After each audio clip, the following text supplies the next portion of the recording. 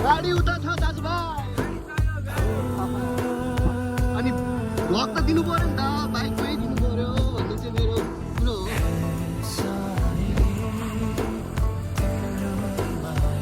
ल यता चाहिँ हाम्रो बाइक पार्किङ गर्ने ठाउँ भने चाहिँ खै मेरो चाहिँ पार्किङ कहाँ जान्छ यस्तो घाममा डढाउने बाइकलाई दाजुभाइ पुरा हेन्डसम देखिरहेको छ नि यार के कपाल पनि ठाडो ठाडो हिस्ट्री ब्रोको भयो होला अनि एकछिन यहाँ बस्छौँ त्यसपछि चाहिँ हामी यहाँदेखि जोस् लाग्छ साँच्ची हो ए दाजुभाइ तपाईँले यार पासललाई मात्रै गिफ्ट छोड्नु त हाम्रो लागि एउटा छोडिदियो चाँडो उठेर त्यो दिन चाहिँ अनि दाजुभाइले त्यो बिहानै उठाइदिएर अनि दाजुभाइले पठाइदिएको